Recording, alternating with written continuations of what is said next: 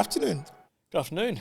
It's Usama, right? Yes, Okay. correct. I asked that like I don't know your name, but we've been working for the last 6 years Yeah, nearly. together at Neta Care. So tell me about what you do at Neta Care. Yeah, so I'm the now executive health officer. Okay. I've been part of the Neta Care journey pretty much since the very beginning. Yeah. And sort of founded the allied health services within the organisation. So it's been an honour to help be part of, I guess, the initial phase of the organisation, but then also, be involved in all the different sort of departments and different works of the journey over the last 5-6 years. Cool. Well, we're coming up on our 6 years now, I'll say. It's been quite the journey. So we met in a very peculiar way. I think there's always a difference in your point of view of the story versus my point of view of the story, how our worlds collided that way. So I'll tell my side of the story to start with, because not a lot of people know that. So I think, so I decided that we're going to start this new business. I'd come out of the military and I think I'd been out for about a year. And I was like, okay, cool, we got to do something with my life. And I went flying, and then COVID happened. I didn't want to do that anymore. Anyway, I got it started. I was at work one day with a lady, and I was telling her how I really want to start a business in healthcare, but I didn't know how to do it. And she said to me, look, I've actually been doing the exact same thing. I wanted to start a business in healthcare as well, and I've actually done all the research. I've done a whole lot of what you need to do. And she's like, and I'll email it to you. I was like, cool. I mean, sure. So she emails me this pack that has literally everything that I will ever need to do to start up a healthcare business, and with all the contacts and all that sort of stuff. So I had a conversation with her, and then I went through the pack and I got it done. And before you know it, I'd done most of the things that we needed to do. At the time, the military was offering me 3 months of kind of basically long service leave to, settle myself, get into a new role, new routine. Originally, I said, no, I won't do it. But then when this opportunity came up, I said, cool. So I'm going to do it. It's worth doing. So I managed to get everything done. I then started chasing clients, and I signed up a client very, very shortly into, me getting everything done. We did all our audits, got everything ready. And I got this referral from good old Carista, if they're still around. Don't know if they're still around, but if they are, shout out to you guys. We'll tag you in this video. And really that was kind of the starting line. And I got that referral, and I went out and signed up the client for occupational therapy. And I had no idea what that was or how it worked. So I thought, surely it's not that hard. We can make this happen. Anyway, she asked me when her first service would be. I said on a Friday in 2 weeks. Well, so I gave myself 2 weeks to find an OT. Little did I know that OTs were very, very difficult to find. Very difficult to find. Could not find them anywhere. So I was searching for 2 weeks, nothing. And I still had a job with another company called Neta Care. Shout out to them too. If we say your name in this show, you owe us, just saying. So finally, the Friday came. So it was Friday. In the following week, Friday, is when Tuesday. I told her Tuesday in a fortnight. I told her that, hey, I'll give you a call to confirm everything at the right time. So Friday, before the Tuesday, I still don't have an OT. And I thought maybe I could go to university and learn how to be an OT in 2 weeks. How would they even know if I'm not an OT? I can make this up, right? Like I do. So a friend of mine asked me, a work colleague really, asked me to give him a lift to a work meeting. And I thought, I'm not going to do that because I need to find an OT. You are your own man. And he called me and just begged that even if I'm looking at doing other things in life, this is his full-time job. And so he really needs help. And I hate it when people tug on the heartstring like that. So I was like, no worries. I'll take you. But I need an OT, and if I can't find one, it's your fault. Anyway, we drove all the way there, and you can continue the story from here. So I turn up for this training thing that I really didn't want to be at. And I sat around this, actually, I think it was raining. So we moved from inside to the bus, I think it was. Yeah, it was a pretty complex piece of work, actually. It was for restrictive practice for, I guess, a mutual client that we were both working with. Little bit of backstory with the client. He had quite severe behaviours of concern, and quite high safety risk, safety hazard with the driver of any vehicle that he was being transported with. Just to point out, I was one of the drivers at that one time, and a shoe did fly my way while I was driving. Yeah. A lot of throwing things, basically physical violence towards the driver. It was rough. So the restricted practice we were working on is actually like harnessing, basically. So it's like an additional seatbelt sort of thing that you'd put in. I think I'd either delivered a training session the week before to some of the other staff members, or this might have been the first one. But either way, it was on the last thing on my to-do list on a Friday afternoon.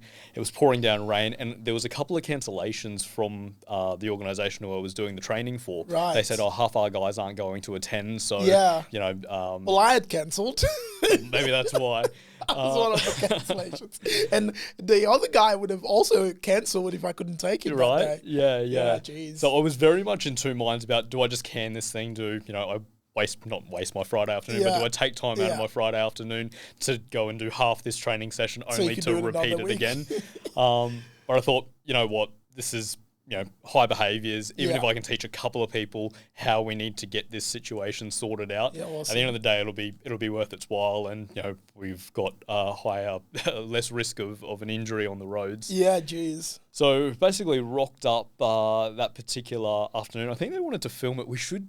I wonder if somebody actually has this on film. That'd be a little piece of history somewhere. Yes, it was filmed. They recorded it. Yeah, it was definitely filmed. Yeah. I remember that actually. Yeah. Jeez. We should go search it. Yes. Oh man. Yeah, that would be one wonderful. for the archives. And I just remember, going into it, started delivering the training session as per usual. It was very rainy that afternoon. Yeah, it was very rainy. Queensland. Yeah, I think the client wasn't in the best of moods either, because it was like a not. live demonstration. Yeah, no, it was not. So it was pretty proper. Yeah. And I just remember this is the first time you and I had actually met. Yes. The other support staff member, him and I had actually done a lot of work because he was kind of my go-to when working with this client. So we'd met quite a few times. Right. Knew him quite well. We were in contact. Yeah. So he was sort of a familiar face. Okay. And funnily enough, I actually thought he was the guy, so to speak, when it came to this particular case at least. He was sort of the guy in charge. Yeah, right. And then all of a sudden, the person he brought along, obviously yourself, man, you were drilling me with some really complicated questions. It was a Friday afternoon. I'm thinking I'll just deliver this training. You guys will record it. You'll pass it on to everyone else, and I'll get into my weekend and away we go. But you were asking me some really technical questions about the client and the purpose of the restricted practice and all things I guess associated with the case, which I was definitely happy to answer. But you definitely made me work for it in that afternoon. It wasn't what you wanted to be doing on a Friday afternoon. No. Well, full disclosure, I was basically interviewing you because I needed to know whether it was possible that what does an OT do, and also can I trust this guy? Could he do the job? Maybe. And some of the questions that got me were really around the client's disability and how that all linked together, kind of away from the actual training that we were doing. Yeah, I was learning. Yeah. I got told after that training session, it was like, man, that was really good. By the manager, she was like, never seen anyone so engaged. You're a very good staff. Letting Seneca's lucky to have you. You've got to stay with us. Yeah. I was like, little does she know. Yeah. Anyway, sorry, continue. So we did that, and then I think you'd come up to me after the training session. I mean, a little bit of backstory from that point in time. I was very young when we had sort of first met. It was pretty new into my career at that point in time. I mean, if I go back a little bit further, like my first job was in hospitality. Did that for a little bit whilst I was finishing high school, and I didn't know that. Got into my second year of uni. Yeah. I remember waking up one day thinking, like, this is not helping me. This is a little bit of not a waste of my time, but it's a means to an end, right? Yeah, I'm not developing any more skills here. Yeah. Whilst it was, fun, and I've always been one to, like, whatever your job is, you've got to do it to the best of your ability. Absolutely. So I kind of, milked as many skills I could out of that. Very quickly became, a very young sort of manager in that space, helping with rosters and managing shifts and organising the cashier and who's on doing what. Weird side question. You know, like when you're in school and I think it's towards the end of school, they do this vote in high school, like the most likely to be. Did they ever do that in your school? No. Okay. No. Because I was wondering whether you ever voted the most likely to be a manager or a leader or an executive. Possibly. I mean, I happened to be school captain or sports captain, so I had all. The most likely. I did a lot of that stuff. Cool. Makes sense. Had a nice blazer by the end of year 12. That's awesome. But then you get into uni and you're right back to the bottom of the rung. Back down and start again. It's kind of crazy that uni in Australia doesn't quite work that way though, because I know in America it's like super that seniority when you go through uni, coming in as a freshman, that's like a big deal. But I don't think we have a culture like that in Australia, do we? Nah, I don't think so. Depending on sort of what field you go into, and if you get like scholarships and stuff like that, you probably move through those ranks. But I found that you had to play uni very different to how you played high school. It's a different game. And it's a different game again to finishing uni and actually getting into the workforce. Even for a course that you've studied, for the last 3-4 years on doing, once you move into this side of the world, the expectations change, and completely. That's a lot about, I think, what we'll probably speak about today. But to kind of go back to the story, I was in my second year, woke up one morning, I was like, I need to start doing and working on some skills that are actually relating to the course that I'm studying. And I always had a little bit of a passion for like health, fitness, exercise, whilst not being, probably the most big sort of muscly type guy going around. Loved my sports. And I'd always been slightly interested in like personal training, coaching. Always probably had a bit of a natural knack for like just general problem solving in day-to-day life. In all facets of life, but particularly when it comes to like health and fitness and how to do little exercises and stuff like that. So I booked my course. It was online and with a little bit of practical, paid for it outright. At the time, I think I'd probably spent over 50% of my savings on that course. So I was like all in. And this is savings. These are savings that I'd probably been keeping since like year 11, year 10, year 11. Yeah, when you first got a job. Right, yeah. So a big chunk. But from that point in time, I knew that if I'm going to do this, I'm going to be all in. And so it was almost the intrinsic motivator for me to really commit myself to this. So for the next... I can see that, by the way, fast forwarding a tiny bit. I can see how that sense of, if I'm going to do something, I'm going to be all in. I'm just going to jump into it. I can see how that's kind of played a role in your trajectory continuously over time as well. So that's an interesting insight. Isn't it? Sorry, you can continue. So I spent the next 6 months still studying, doing my normal uni course. It was quite busy as well. Doing that sort of, and then working at the same time in finishing up, knowing that this is a bit of a means to an end. Keep yourself busy. So I kept myself busy. Didn't really have any. Well, I used to work the weekend, so it was like a 7-day sort of arrangement. Okay, cool. For quite a few years. Finished that within sort of a 6-month period, did my placement at a local gym, and probably got in touch with my first mentor at that point in time. He was actually, his name's David Smith. Shout out to David if he's watching. Shout out. He took me through my placement. He's actually my uncle's brother-in-law. Okay. Brother-in-law. Yep, that's correct. Yep. So there's a bit of a relationship there. I knew he was a personal trainer at the time, so we sort of got in touch, and he sort of gave me that first inroad into what it was to be a personal trainer and get into that world. I started up with Good Life Health Clubs at Holland Park. And I probably didn't really realise at the time what I was getting myself into, because I wasn't really getting myself into a job per se in terms of employment. Their entire model was pretty much you operate a sole trader business in that particular space. So I remember going in there. It's a very cool mindset, by the way, to start developing so young. Yeah, absolutely. A lot of young people, the mindset coming out of school, it's you go do something in an environment with somebody else, for somebody else. Yes. Yeah. It's cool. And so I think that kind of forced me into learning a whole heap of things, which as we go sort of down the line kind of is the precursor to how all of this was able to really happen for myself at least in a lot of ways, and prepared me in ways that I knew at the time I was preparing for something bigger. I just didn't know what that was. But to go through some of the challenges and just the effort that it required at the time was really for a later purpose. So give me like a key moment for you during that time, something that you've like that was super key that you learned and experienced that you've kind of transitioned into this space as well. As I was sort of moving from my second year of uni into my third year of uni, I was actually overseas at the time just visiting family. And I remember thinking, do I want to do this when I get back? Like I'm now registered, and I booked in a meeting with David and the fitness director because they said that a position will be has become available. Now at the time I'm still thinking like position, I'm going to work, like I'm just going to go and I'm going to get paid for what I'm doing, etc., etc. Got there and they kind of ran me through what the contract is to be a personal trainer within Good Life. So you pay rent for the space. I think it was like $300 a week. Now, when you're coming from a uni, hospitality space, like you don't really have $300 a week just to pay for rent before you've even made a single dollar. So it was a pretty big commitment. I'm doing the sums. It's like 15 grand a year.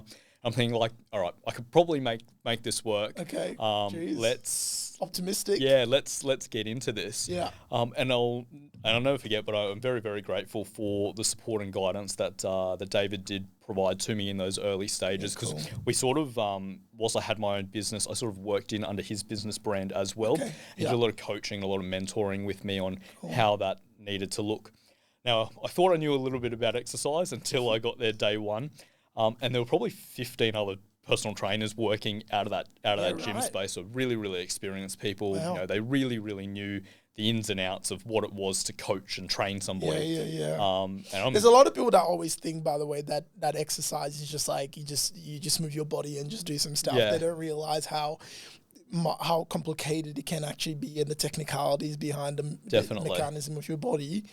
So imagine that being a shock for you. 100%. And just learning like I used to train with my dad. My dad was kind of the first person that introduced me into like weightlifting, and it was a very old school style of training, which worked for him and what his goals were, and worked for me as I was sort of growing and getting stronger. But when it came to like working with an older person, an older client or a young client or female client with different sort of health goals, I really had to start to branch out and tailor and learn and research sort of as we were going. I quickly also began to realize that personal training doesn't happen in ordinary business hours. So pretty much most of the work happens outside of ordinary business hours.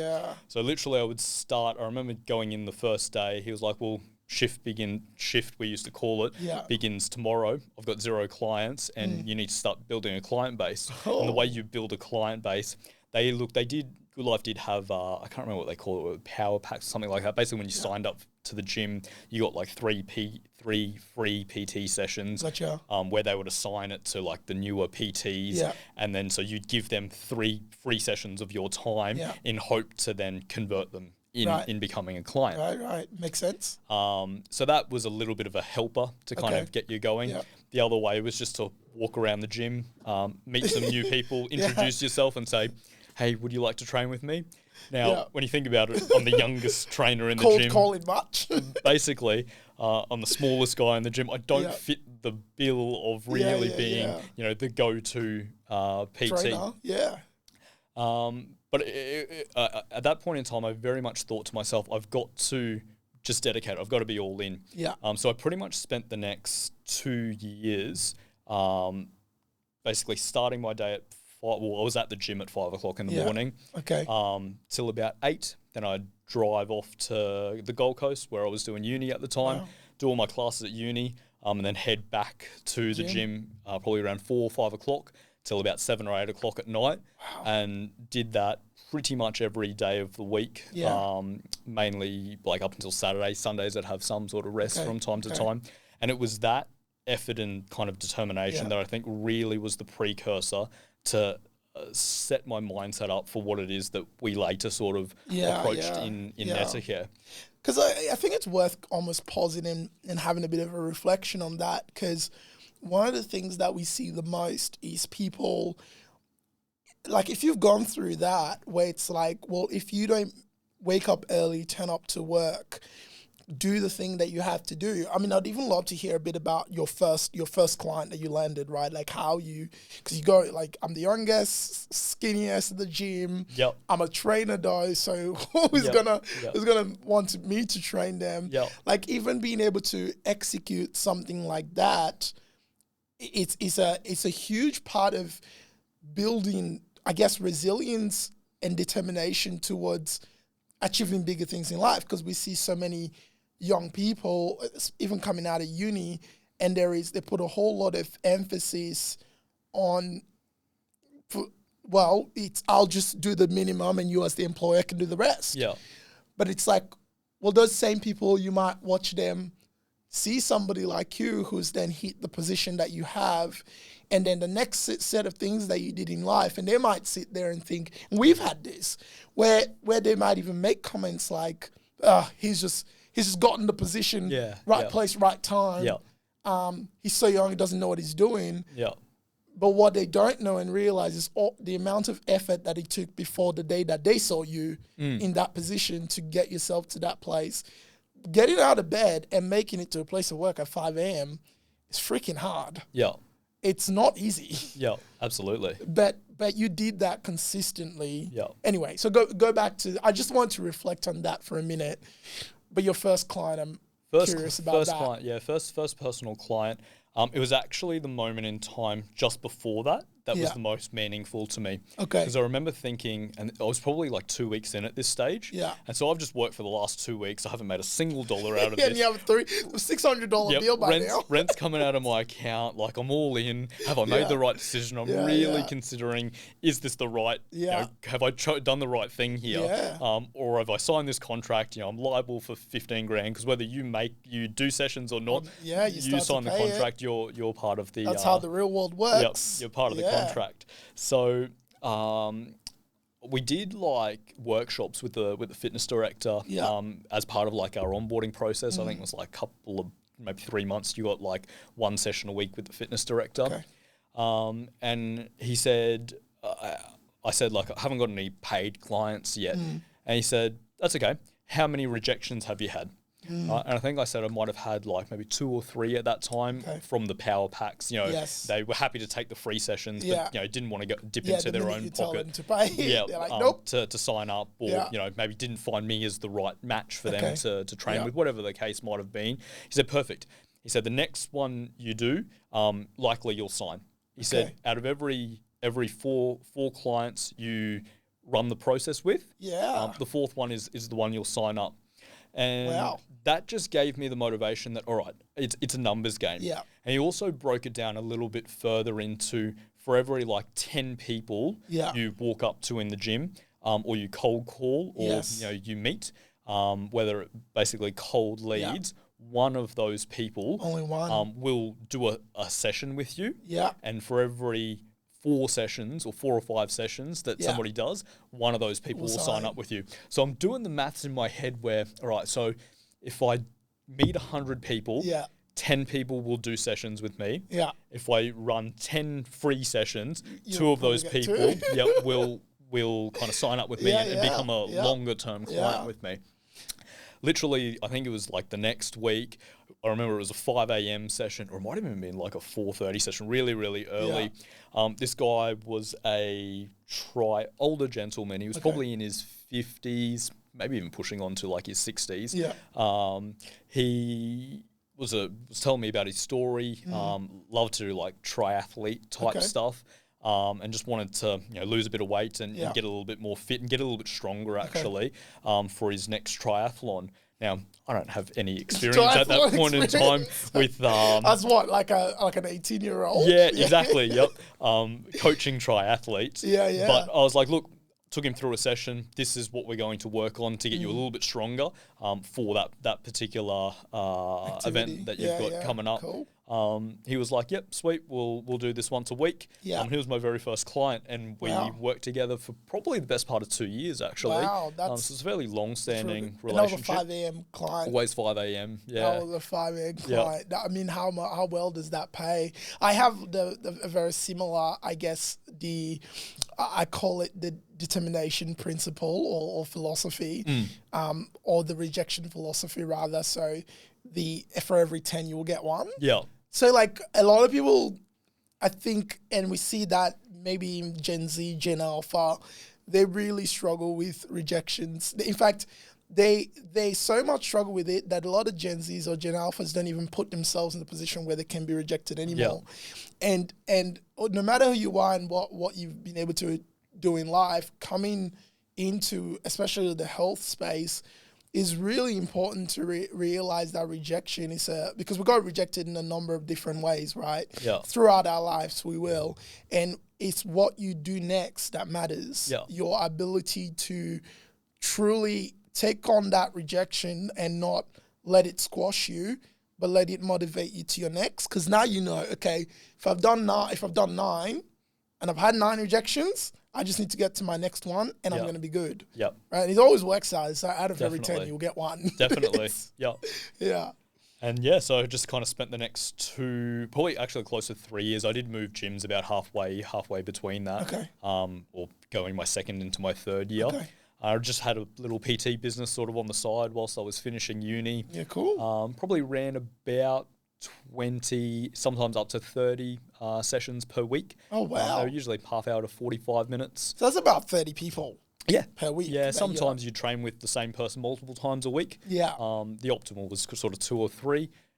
So does that average did that average come down for you? Because at the standardized rate, you would have needed to see, what is it, like 300 people? No, 600 people, pretty much, in order to get 30 sessions a week pretty consistently. Yeah. And have that many rejections. But I imagine then that your average starts to drop. You're not needing to see you're not needing 10 in order to make 5, in order to make 1. Definitely.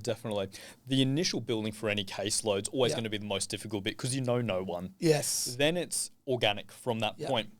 People are enjoying the work that you're doing. They're going to tell their friends to come along. So you get some more sort of easy wins as you go along. But in the introductory part, you're definitely working as hard as you possibly can and needing to kind of think outside the box. I very clearly remember just running random competitions. Who can row the fastest 500 meters? And I would literally just walk around saying, hey, this is the prize. You get a free one-on-one with me for whoever can row the fastest or do the most squats in a minute or whatever it was. So I just thought of ways to attract and engage as many people whilst trying not to interrupt their own workout. Because I've got to remember, I'm in a public space as well. You can't just be annoying people every 5 seconds about what I'm wanting to do. But you've also got to hustle it a little bit at the same time and put yourself out there. A lot of people will tell you to go away, and you just got to cop that on the chin and onto the next. Yeah.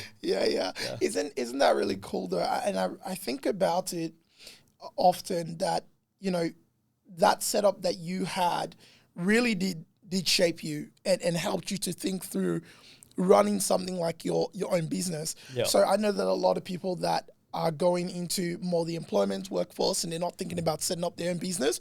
And often it's like, well, I'm not thinking about setting up my own business because it's hard. There's a lot of work involved and there's all this extra paperwork that you have to do. And you could get in trouble for just about anything under the sun, right?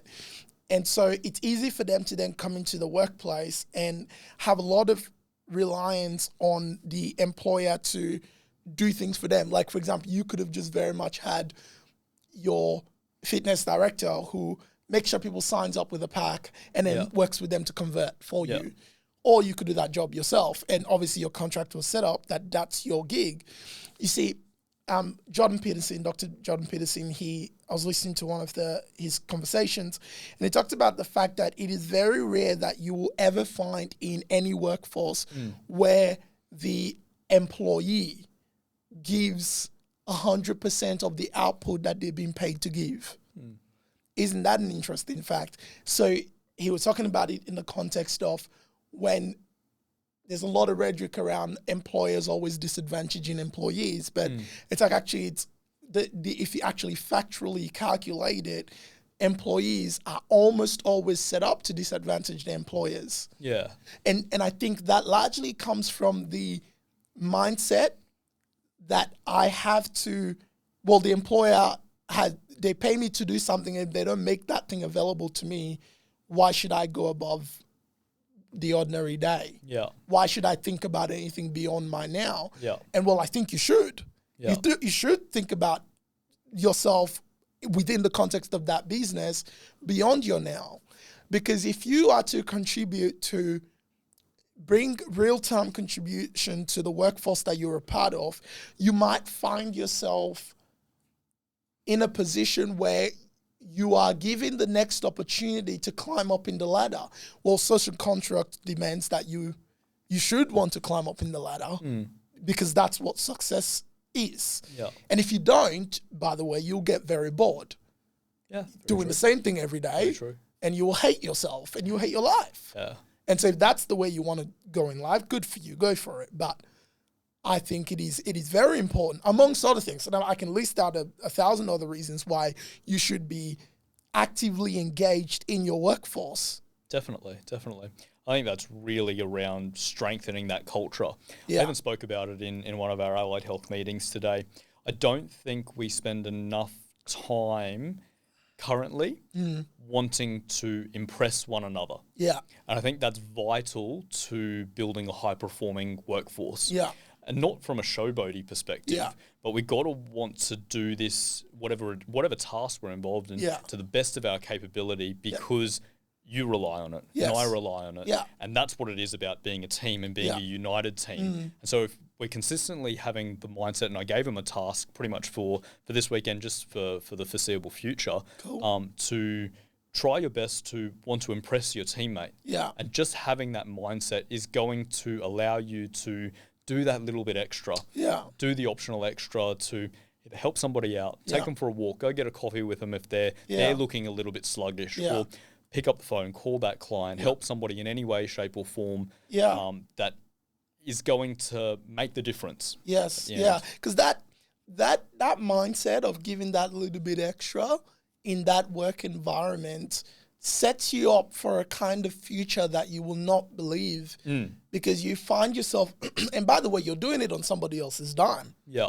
Because you're working to earn the money, but to be fair, you are not given the same amount of output as you're being paid to do. Yeah. That's just fact. Yeah. But if you engage that little bit more, you find yourself building a character that is worth being around. Definitely. And that's maybe, I think, there is a way that our modern day postmodernism has been set up that's been lost. Yeah, absolutely. So that should come back. Anyway, I see it all through that story that you're telling so far. And if people want to be able to be at certain heights in life, well, the thing to do is not be mad about the person who is at that height, is to work out how did they manage to get to that height. Yeah. And I think you've illustrated that quite clearly there by being able to consistently, for 2.5, 3 years, you're turning up every day at 5 a.m. to do something. Yeah, yeah. By the way, that's a lifestyle I will personally hate because I do not like waking up early. It was rough. And, there were some mornings where I'm like, what the hell am I doing this for? Yeah. Like, particularly in the early phases, like, you're barely breaking even. Yeah. Like, I'm not really getting any money, financial gain out of it. And going back to actually my conversation I had with my fitness director, he goes, you're not going to make millions of dollars doing this. Yeah. You're studying. You don't have the time to make this super profitable for yourself. However, your learning pre and post this will be chalk and cheese. And if you're going to take the skills that you learn from being in this pressure cooker environment where, it's a dog eat dog world to some degree, where you're competing against all of these other trainers as a junior, you're gonna pick up skills that you're just not going to get in any other sort of learning environment. Wow. So yeah, it was kind of the underpinning, I think, for putting that mindset of this is not feeling comfortable now, but it's for a larger purpose into the future. And at the time, I didn't even know what that was, but I'd constantly remind myself, well, what else would you rather be doing? Yeah. At home, sleeping, watching TV, whatever it might be. Like, at least you're doing something effective and beneficial. Yes. You're helping other people with their health goals. And I noticed the transition very quickly just in my uni degree. Yes. I quickly became a lot more confident within just my day-to-day uni engagements and understood what they were actually teaching me in a much deeper manner, because now I'm practicing a lot of these skills that you don't really get a very rich or authentic opportunity to within just your ordinary uni. Yes, you get a little bit of it on placement, but it's not the real deal, because on placement you're a student. Whereas for me, being in this business sort of arrangement, like, they're real clients. They're you're organising direct debits and all the behind the scenesy type stuff, contracts with them, service agreements, engagement agreements, all that sort of stuff. And by this stage now, I'm actually starting to run, I wouldn't call them therapy sessions, like they were training sessions, but I'm thinking about things like, right, I've got to schedule all of these clients in. I've got to make it work at the times that is going to work for me, factoring in traffic and all of these other things, getting to and from uni, back-to-back sessions, also being very engaged in their life and, being able to keep up to date with how their world is going, because it's very much part of the personal training process as well. And working in a gym which had, I think they had 5,000 members or something like that. So at peak hours, it's getting very busy. So you're really always thinking on your feet of, I wanted to do that exercise, but all the benches are taken. So I got to think about, all right, what other things can I do to make it still worth their while. For the person, but you're constantly pivoting, and so, as I was kind of speaking about before, going back into the uni kind of classroom setting, I've now run hundreds of sessions with people. I have clients, and it just really allowed me to think about some of the content they were teaching us in a very different way, and really prepared me well for the longer placements that I was doing, because it was just kind of, this is just another day at work. In fact, I've got to go to work after placement and actually meet my clients and do and work make some with money. them. Yeah, exactly. And not do it for free. Yes. Hashtag uni life. Yes. Okay, so how long did it take you then to go from, I suppose, earning $0 and in some dollars paying your rent to then being able to have, I don't know, an extra $2 left over after rent that you could use to buy yourself a, I don't know, frozen macas? They went to work? Yeah, good question. I think the goal that David and I sort of worked together, because he really taught me about like reverse engineering and some of the fundamental kind of business principles on really setting goals and going after it. And so we would like use that that ratio of like, all right, if you want 5 clients by this stage, you're going to need to speak to 50 people, and get those rejections and start that moving.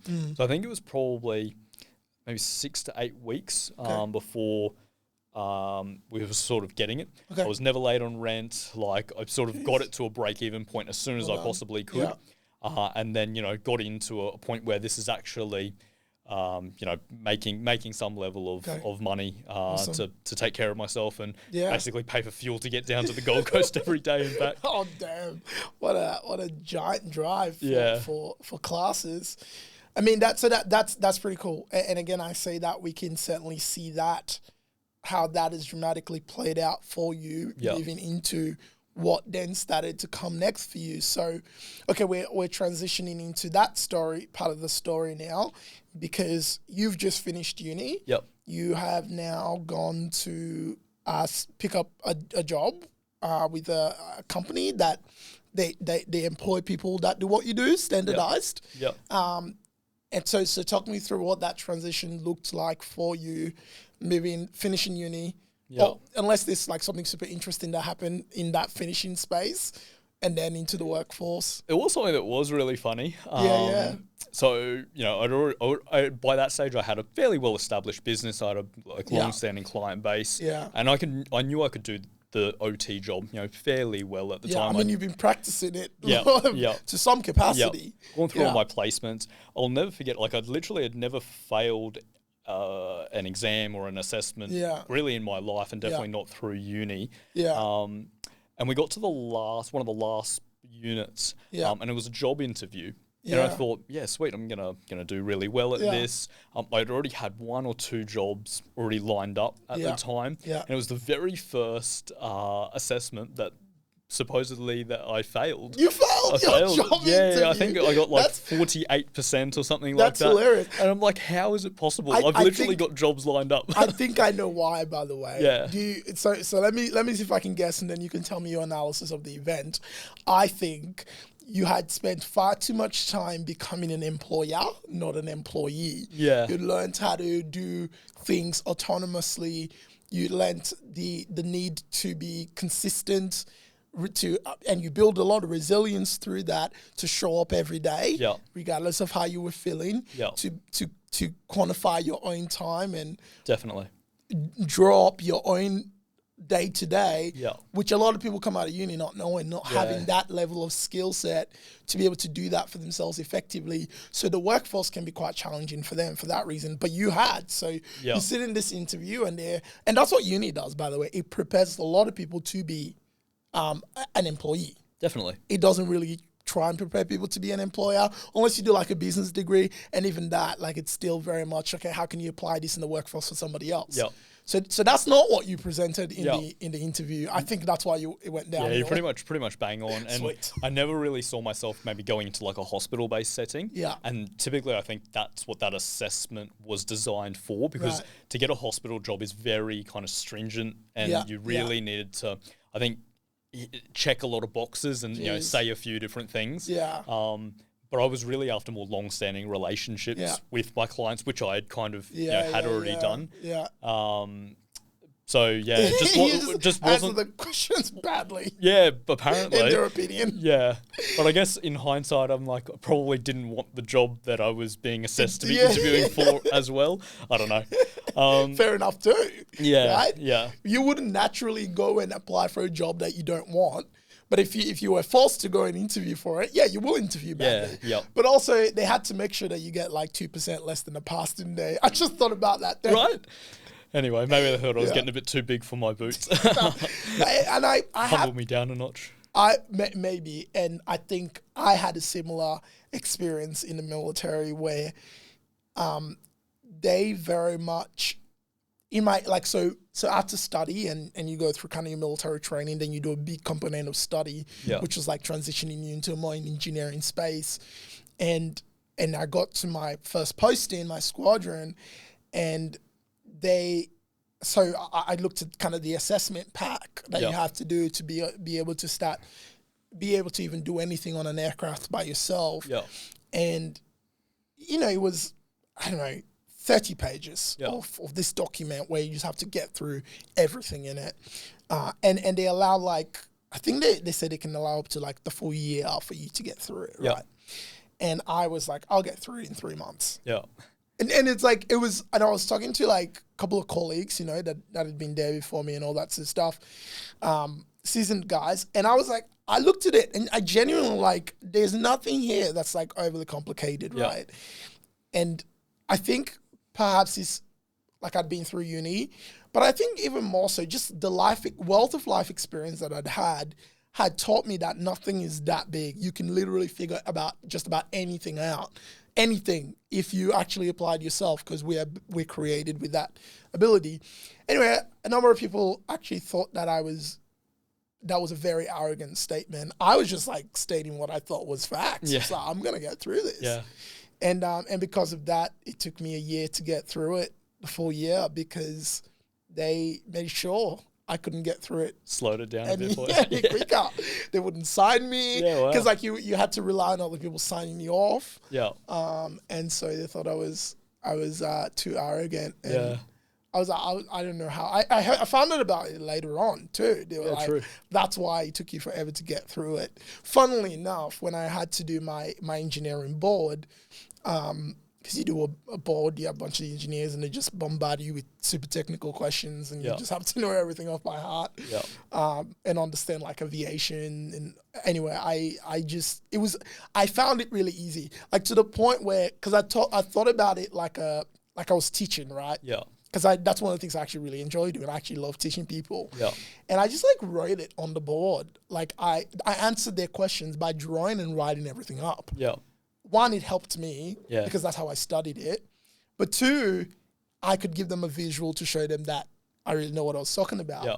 And the board finished and they were like, that is, nobody has been able to get through this like the first time at that level. Yeah, well. Because like they all give you scores and then they average the score. So I had an average of like 96%. Well done. Yeah, and they're like, nobody's gotten through at that level. Awesome. Although, as it ends up, the very same people who didn't want me to pass ended up planning things out and resulted in me actually losing my license about 2 weeks after I got it. Oh, way. Yeah, I know, it was bad. But like that, those are the things that teach you resilience. Like I was accused of doing something, I wasn't even there. Yeah. Like I don't even know what they're talking about. You know, that shock on your face? That shock on your face, by the way, looks both like, oh my God, I've done it. I did do something wrong. Yes, and also, what the heck are they talking about? Yeah. Those two looks look the same. Yes. So apparently they interpreted it as one. Anyway, enough about that story. It was just a fun fact to kind of draw the parallels of the things that happen to us in life that build those resilience, those failure moments that we get. Yeah. So you do have a failure story as well, right? Definitely. So that's cool. Okay. So you went through that and then keep talking to me about that transition piece. Yeah, so the transition piece was pretty interesting. And this is probably one of the first times, I'd say, on record that I'll be quite honest and raw about it. I've always been faced with the challenge of being a young leader or just a younger professional or person in most environments that I work in. Like I'm born at the end of the year, so I was the youngest in my classes growing up. And, you know, I think that naturally people will be like, well, is the youngest, so they maybe don't take you as seriously. So this is probably the first time that I'll be as kind of open and raw about what this next little phase looked like. I had a couple of jobs lined up. I was really just going to interviews and getting those offers to almost validate myself that I'm able to get a job. It was the thing to do in your fourth year. Considering you just failed your uni for that subject. But there was actually an office, like it was 2 streets away from where I was living at the time. And they did some allied health services. Community allied health services. They were a not-for-profit organisation. They were super close. I was like, I wonder if they'll be interested in me. Right? I wonder if they'll be interested in me. They weren't hiring at the time, but they had an expression of interesting. And I'd sent them a message, just an email saying, hey, I'm graduating. Like, have you got any positions available? This, that. Couple of days sort of went past, didn't really hear anything back. And then all of a sudden the director of the organisation emailed me back to say, we would love to have a meeting with you, have an interview with you. And then I responded back really quickly saying, sweet, let me know what time. And I think another couple of days went past, never really heard anything back from them. I thought, they've gone dark, so I've doubled down and sent them another email. Hey guys, I'm still interested. They said, sorry, we got busy. And that taught me that if you want something, you need to go after it. Because I could have just been like, well, they're not getting back. So that one's gone. I'll just go on to the next one that's half an hour away, et cetera, et cetera. So would have been easy enough to do. Absolutely, definitely. So they finally got back to me, organised an interview time, sat down. Their business model was a little bit interesting. I actually took quite a lot of learnings from it. They had kind of the leaders in the organisation or the primary mentors and supervisors were all contractors. And then they were starting like an employment structure, employing into the business. So obviously I was going for an employment job. I still had my personal training business at the time. And so for the probably first time on record, I actually only got a part-time occupational therapy job. I was only working part-time in OT for the first little bit because I was still running my PT business. So it was the first time in life that I probably got my weekends back. I probably did a little bit of training here and there on the weekends. Because you can't just like ditch a business that you just like spent 2 to 3 years Exactly. building, right? I had a bit of sentimental value, and I still had all these clients. So I was like, I'm not just gonna drop this cold.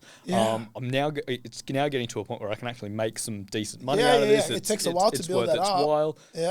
So I want to learn some more OT skills, but I want to do it part time. The organisation that I was working for was primarily in the NDIS space, which was an area that I was quite interested in. Whilst I was studying, I had this passion. I don't really know why, but just it was the thing at the time in like mental health services. And the impact that occupations or the things that we do in our day-to-day life and how that impacts your mental well-being. But then on my last placement, I got to do rehab. Like post-stroke rehab, essentially. And I really loved that because I got to tie in a lot of my PT knowledge and learning in the rehab space. And then I found myself winding up in disability, which is actually the best of both worlds because there's both a mental health and physical health sort of component to both. So I naturally gravitated towards that really well. So I, basically just became a student again as an emerging therapist and didn't really know anything in the OT space, like in terms of the technical skills. Like I have to say, by the way, because you're about to go into like what the technical skills of an OT is, right? I when I had that my phase of like trying to figure out what an OT does, and I thought, okay, occupational therapy, I genuinely thought it was a type of therapy that is provided to somebody in the workplace while they're working.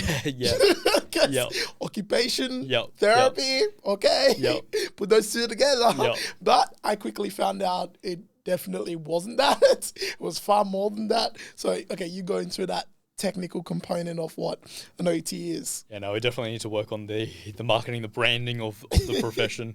Definitely. It was basically just for me being a student again and just learning all the different components that go with this job. A bit of report writing. There was different applications that you needed to learn how to write to get people equipment and things like that. And then obviously there was the ongoing sort of face-to-face therapy.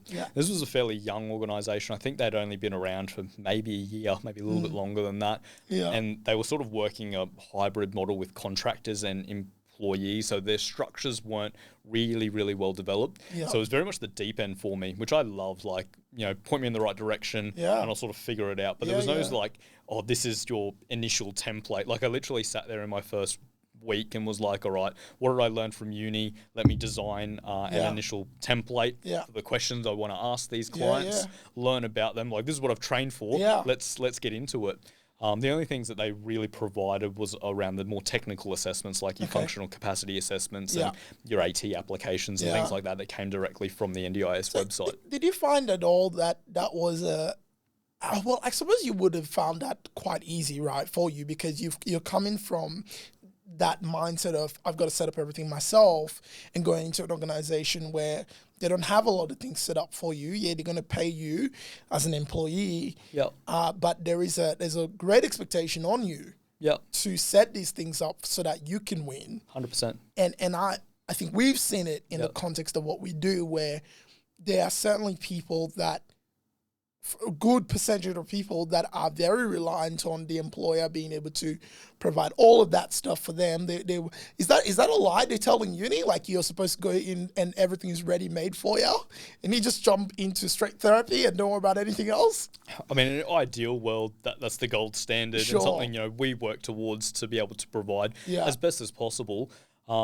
But I don't think that's everyone's experience. Like, I literally remember walking in on the first day after my onboarding. The director at the time, I think she printed off like 6 referrals, literally handed them to me and were like, here's your clients, you're the OT, go out and OT them. I was like, you're like, what does that mean? I don't know, go to the occupation. It's got their address on it, call them up, book in the appointment. I think her background was speech pathologist. She goes, I'm not an OT, like, this is what you study for, go and get it happening. So just kind of immerse myself in that. Cool. But I knew that, like, I'm not good at this job yet. So I made sure, very similar to sort of my PT experience, that I put in the extra work after hours. Like, whilst I was at work, that was work, you'll term it like billable hours or things like that, but client-facing hours or client-specific work. That was my time to meet those particular KPIs. I think they were like 5.5 hours a day at the time, so it was a little bit higher than other organisations. But I made sure that this is like my priority here. Yeah. My lack of knowledge in these diagnoses or how to write this thing, that's my problem. So I would literally go home and do extra work and get up to speed, plan my days out, do what I needed to get good at this job quickly, because the longer I stay a novice at this, the harder this job's going to be for me. Yeah. And I'm trying to run my business at the same time. So I just got in and learnt as much as I could. So that's a really good point, right? Because we take in a lot of graduates, fresh graduates, and it's really important that they have these perspective and understanding that you are required to put in extra hours outside of hours. Yeah. Not because your employer said so, but because you need to. 100%. Like, you should carry around this mindset of, if I don't do the extras, I don't succeed. 100%. Yeah. It's not, well, they didn't pay me to do that, so why should I invest any more time? Well, because if you don't invest more time, you will be infinitely more worse off than anybody else. The same way, no one paid you to go to uni. In fact, you paid to go to uni to learn some information, to get a license to be able to do, to be able to help people, right? But if you don't have the skills to be able to effectively help somebody, that's on you to some degree. Either you need to go back to the courses and study more, or go and find the information that you need to think about, all right, this person is in front of me, they need help with X, Y, Z. How am I going to address those particular challenges that meets their expectations and falls within, obviously, your scope of practice? Yeah. And I think certainly my hope for Neta Care in its future is that we play a really significant role in influencing culture at that level for even the mindsets. And I love that we do placements for students. For quite a number of universities, that they get to come here and they get to experience the world from the point of view of guys like us, because we've largely set this thing up to what we think the ideal standard should look like. And there's a lot of things that is not, you wouldn't find elsewhere. Absolutely, yeah. And I think that's definitely been birthed from our nature of going above and beyond, our nature of showing up consistently, creating things that are innovative, and you can see that all throughout the space. But I think it's a really, really important concept for young people, and I'd like to talk about that as well. So your story coming up to your transitioning out of that uni space into working in the field, and you've already had a realization, holy moly, I have to do a whole bunch of things myself and learn outside of hours and plan my time. Well, that's a good realization, because, again, that set you up for your next. Definitely. Okay, so walk me through that and kind of what you gained coming into the workforce, and graduates, what you believe that they need to know or I guess experience or endeavor to learn when they transition into that space. Yeah, I think one of the most important things to learn is to just immerse yourself in it. Like, at that point in time, you're not going to know what you don't know. Yeah. And the only way to begin to learn a lot about that is to experience it. So my strategy at the time was to learn the technical stuff quite quickly, because I knew once I start getting busier with a lot more of the ongoing therapy in the sessions, it's going to take away from my time to be able to get really good and efficient at the technical stuff. So like the report writing side of things, the equipment prescription, where you're actually just sitting down writing, a lot of information on a computer. I wanted to learn the structure of all of those particular reports, how they all sort of go together, the content that's required, and sort of master some of that quite quickly. And then really begin to focus on the ongoing intervention sort of therapy. Because I think for a young clinician, if you worry too much about that, naturally the ongoing therapy takes time to learn. Yes. Like, you'll need to put in 12, 24, 36 months before you're like, all right, perfect. I've been through an intervention cycle with somebody. That takes time. But if you sort of take on a lot of clients with a lot of ongoing therapy at the beginning of your career and pack out your schedule, when are you really ever going to have the time to do the other components of the role that are more technical? Yeah. That, you can't fit into the space as well. Yeah. So that was something that I sort of prioritized in the early stages of my career. And how do you, because you did placements within the hospital context as well, I'll be interested in understanding how those kind of, your experience in the hospital versus, I guess, your first role in a more community services space, how do you see that interaction? Is one better than the other? What's the unique opportunities within? Looking at hospital versus community-based practice, I found for myself personally, I didn't mind the hospital experience. I just got kind of bored of the job very quickly. Yeah. Within about 4 weeks of being on placement, I was like, cool, I've got the general gist of what it is to be. So glad I didn't have to do this every day for the rest of my life. Be an OT in a hospital setting. It was just basically running a lot of initials, filling out a lot of forms, writing the notes up and sort of, doing that sort of work. The rehab side of things was a little bit more interesting for me because those relationships were a little bit more long-standing. Yeah. But I probably always knew that I wanted to go into community, actually build long-standing, like real relationships with someone. Yeah, awesome. I always tell any new graduate or really any clinician that I have the opportunity to work with that there are 5 steps for successful therapy engagement. Okay. The first one is to build rapport.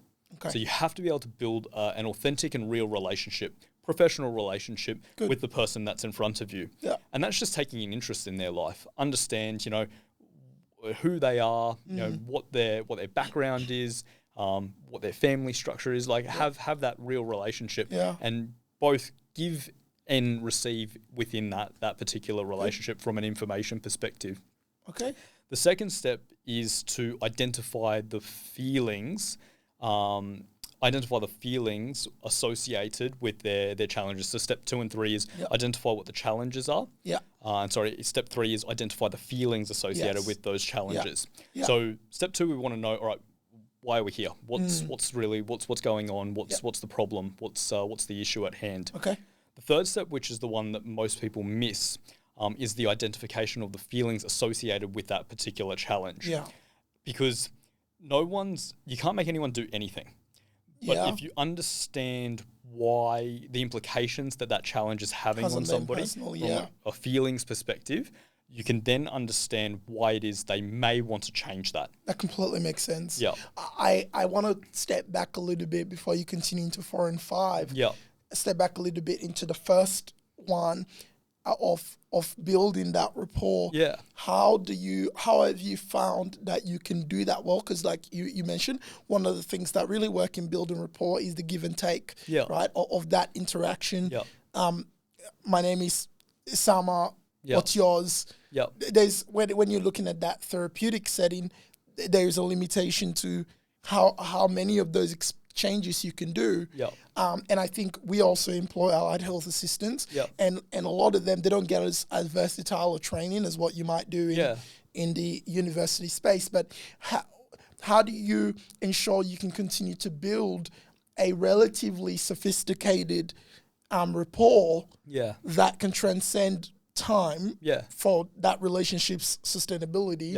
How can you do that as a therapist when you have a limitation of how many things you can actually give them of your personal self, which helps in the framing of building rapport? I think the biggest thing is to not let your professional identity go to your head too much. Okay. At its core, we're human beings helping other human beings. Yeah. Have that as your mindset and wake up every day with the intention, I just want to help people. Yeah. So that naturally creates a more authentic relationship to begin with. Yeah. I think that helps goes a long way in helping create that rapport, create that professional relationship with the person on the other side. Yeah.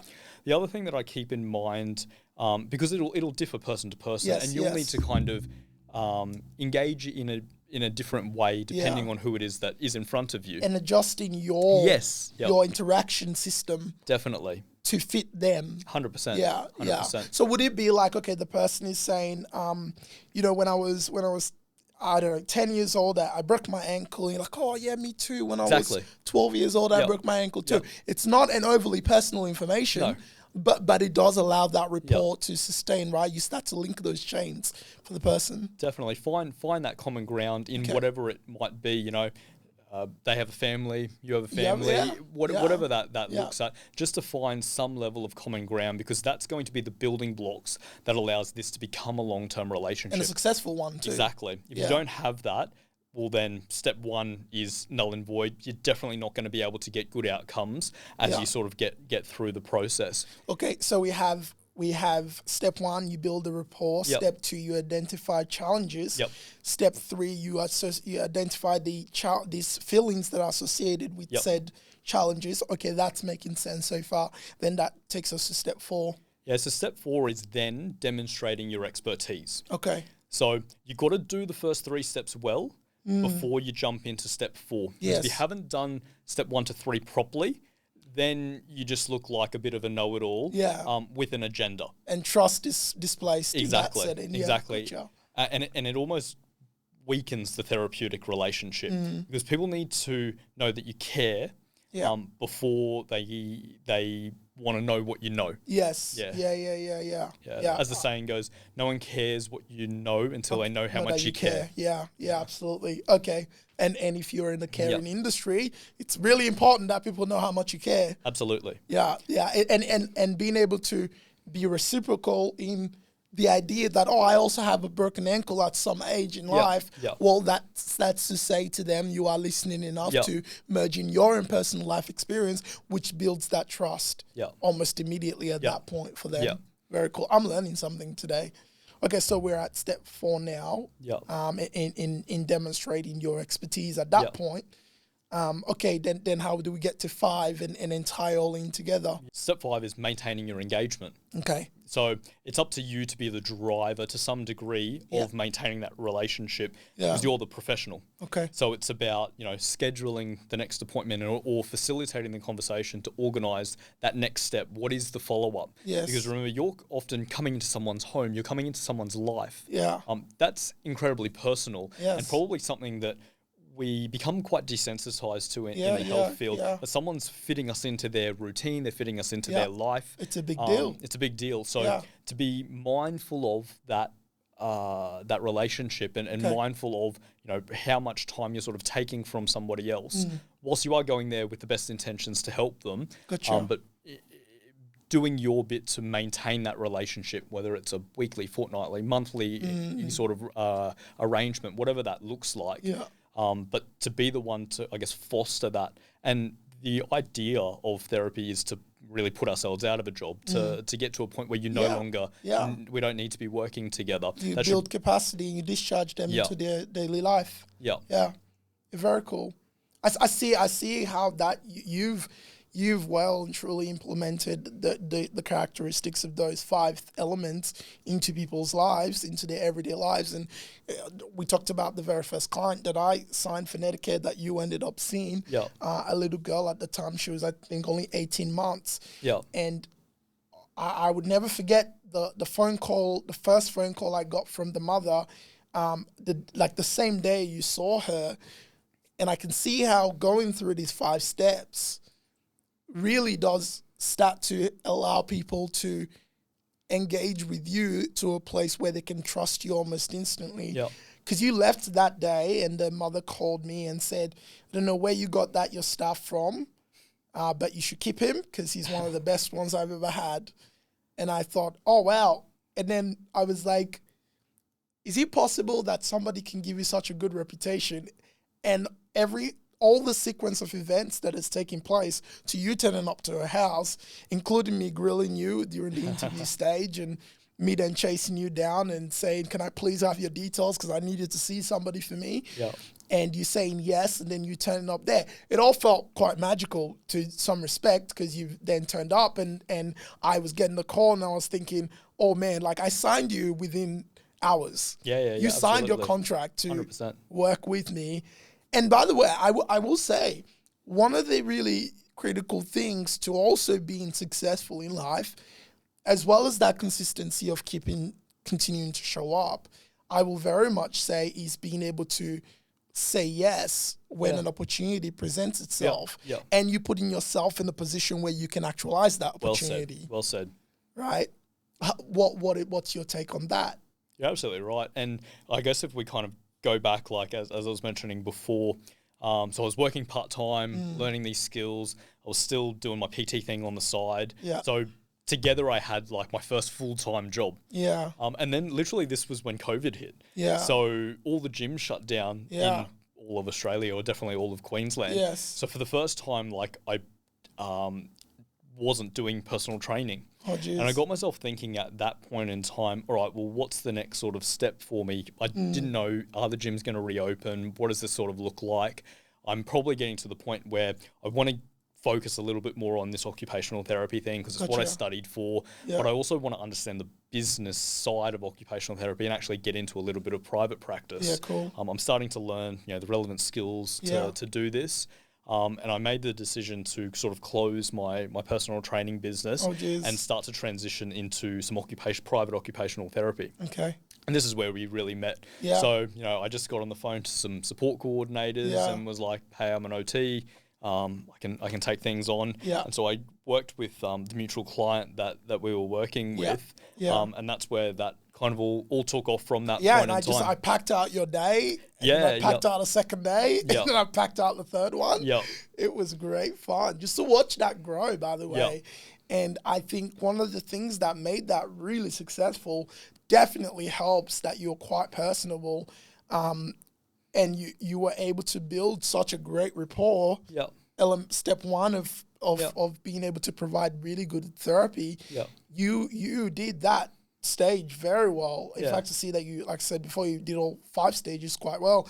But it definitely helps that every client that you went to was like, I want him back, right? Because it meant I wasn't getting the client off your caseload to replace with another client. We actually build it up quite nicely. And before, I think it was like in a matter of 3 to 4 weeks, like, because you had said to me I can only do one day, which is a Friday.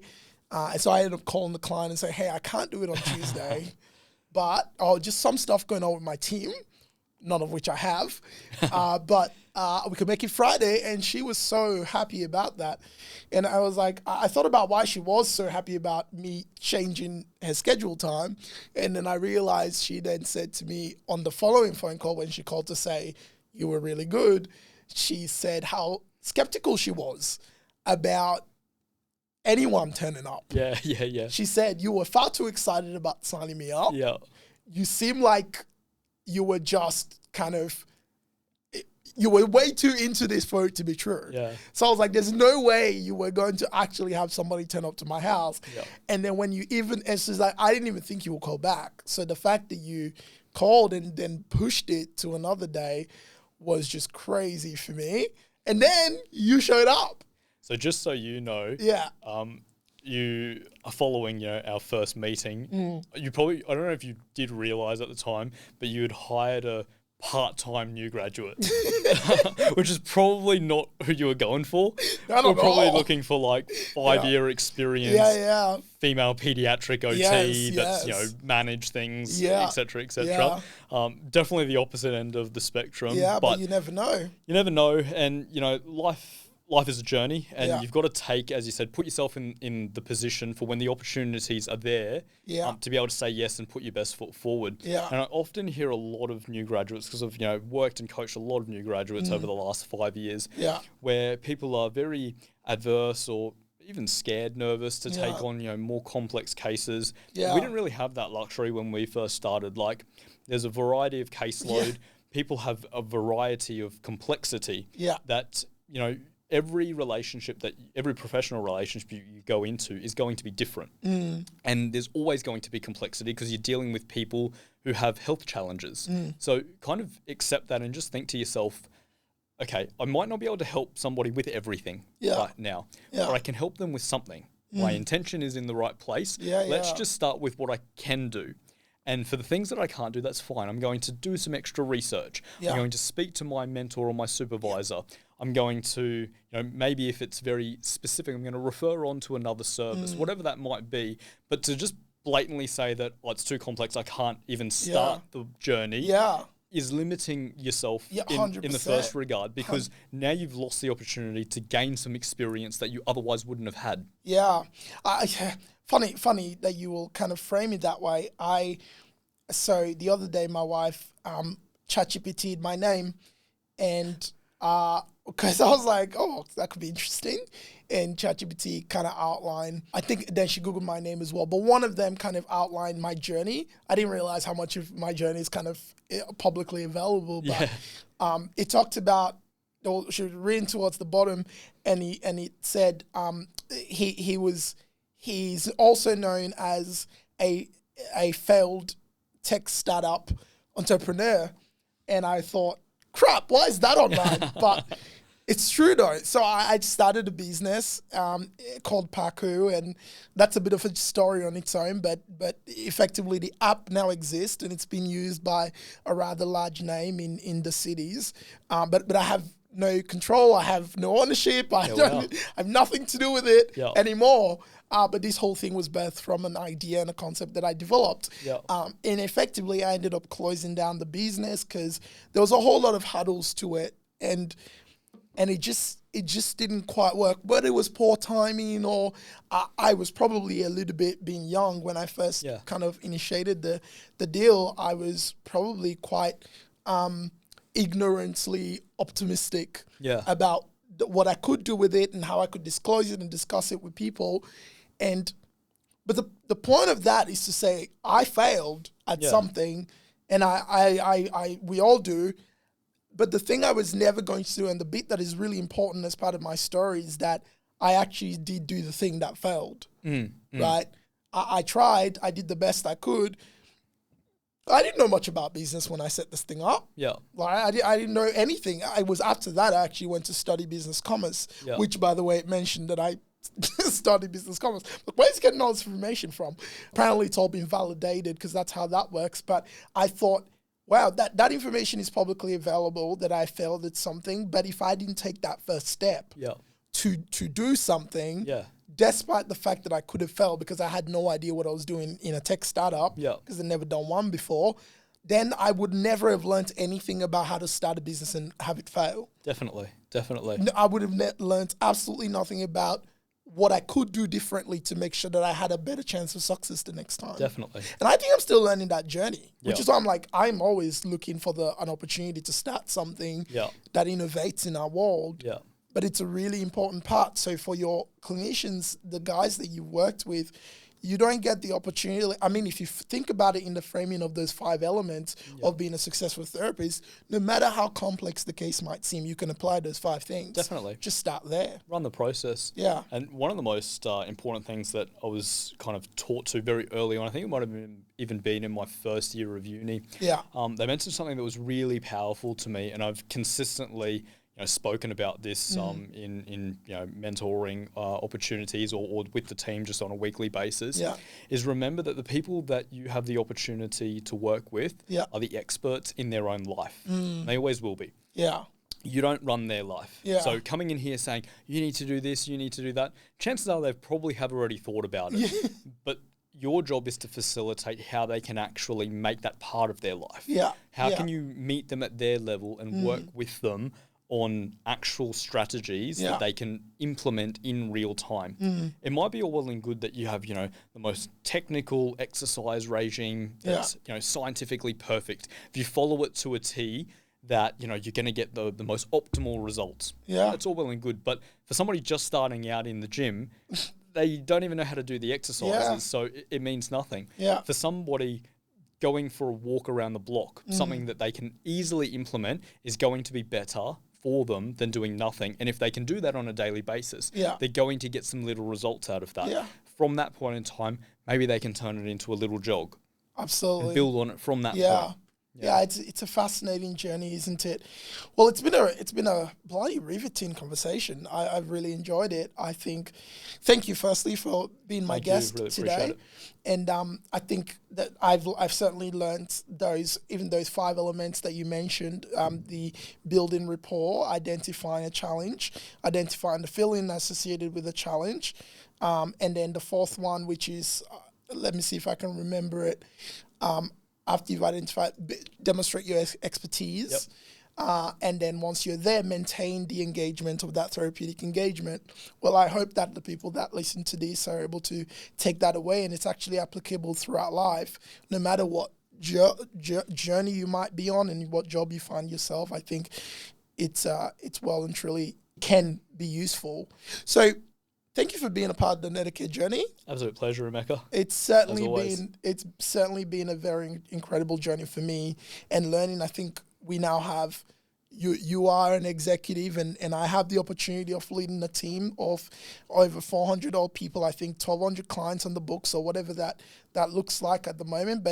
And we've encountered and demonstrably changed a significant amount of lives. Absolutely. Through what we do. I mean, in just reflection of my journey over the last, 5 to 8 years, when business really started for me, right back to that very first, 5 a.m. client, to now being in a position, where we support the lives of over 600 people through, 30 different clinicians across, 4 main arms of allied health in occupational therapy, speech pathology, mental health services in specialist behaviour support psychology, as well as recovery and performance in exercise physiology and physiotherapy. It's been a journey, but a very rewarding one. Challenging at times, but I think ultimately we have the right intention, and that intention is to provide quality, holistic healthcare for people that actually talks to each other and works efficiently and effectively beyond just, I'm coming here